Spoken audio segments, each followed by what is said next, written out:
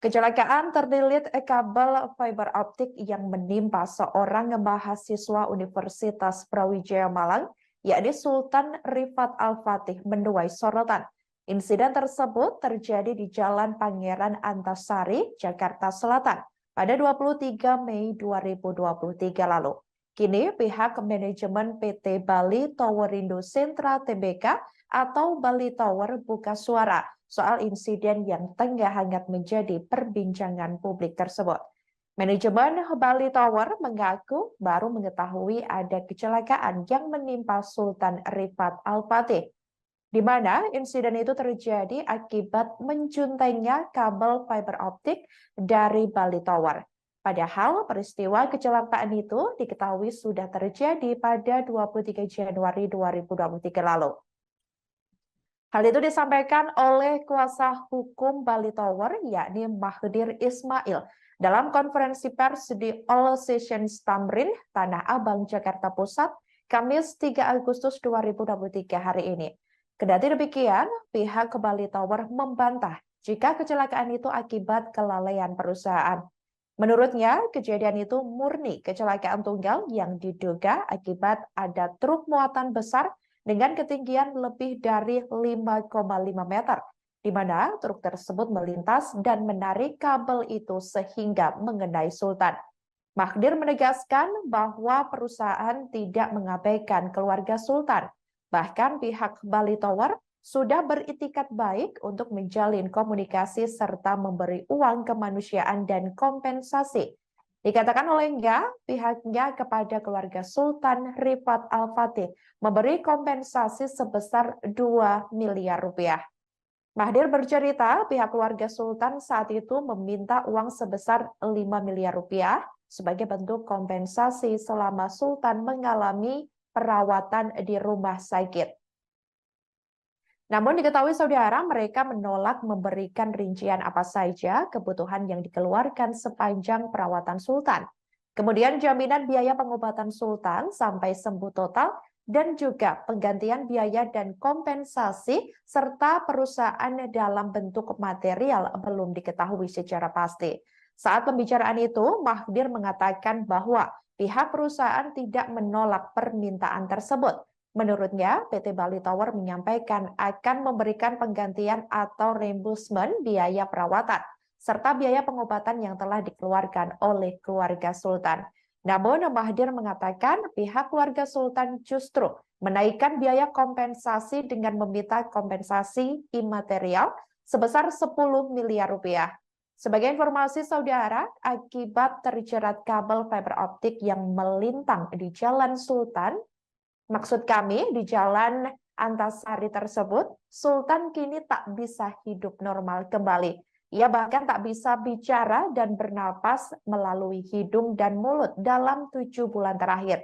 Oleh karena itu, mahasiswa Universitas Brawijaya tersebut harus menggunakan alat bantu di tenggorokannya agar bisa bernapas.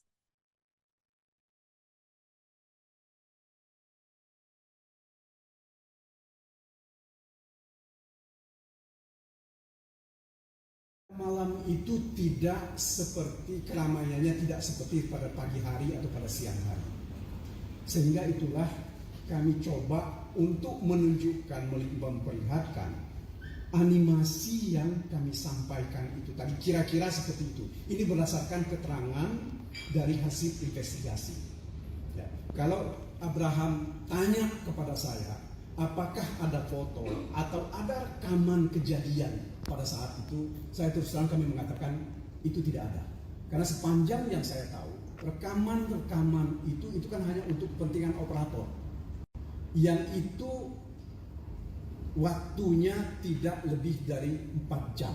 Karena itu selalu digunakan untuk melihat keadaan lalu lintas, padat atau tidak lalu lintas itu.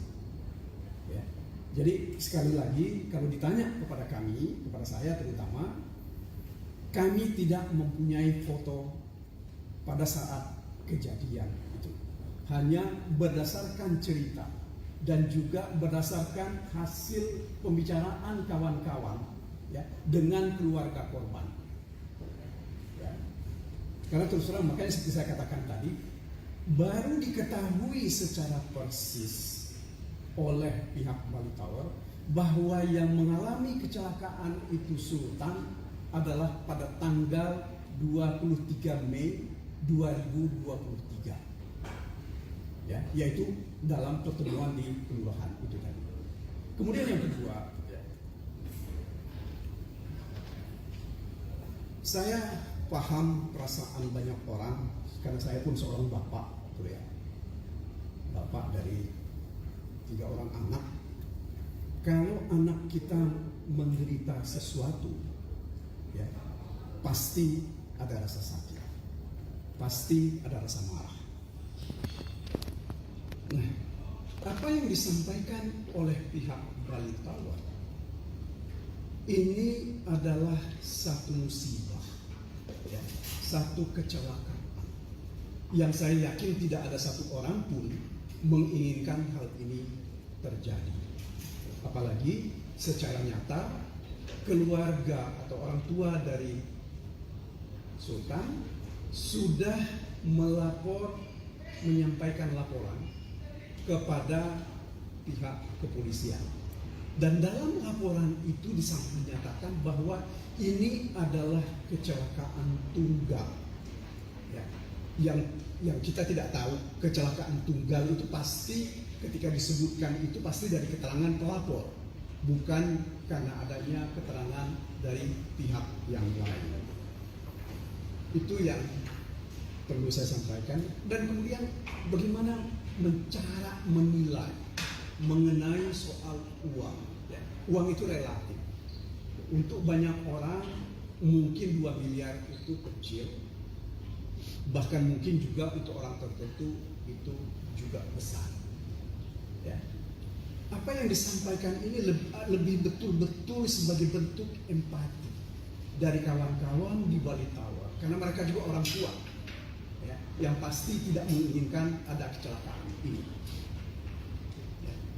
Kemudian yang kedua, sudah disampaikan juga, tolong kalau andai kata ada biaya-biaya yang dikeluarkan, ini disampaikan kepada pihak Bali Tower. Apa sih bukti-bukti, termasuk bukti-bukti pengeluaran dan rencana pengeluaran?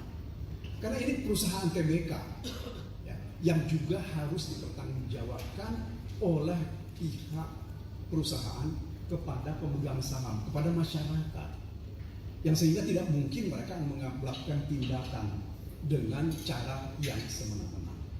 Apa yang dilakukan, sekali lagi, tawaran ini lebih pada rasa kemanusiaan, ya, rasa empati bahwa ada anak yang mengalami musibah. Ya. Saya yakin bahwa apa yang disampaikan ini tidak mencukupi, tidak akan. Terima kasih sudah nonton. Jangan lupa like, subscribe, dan share ya.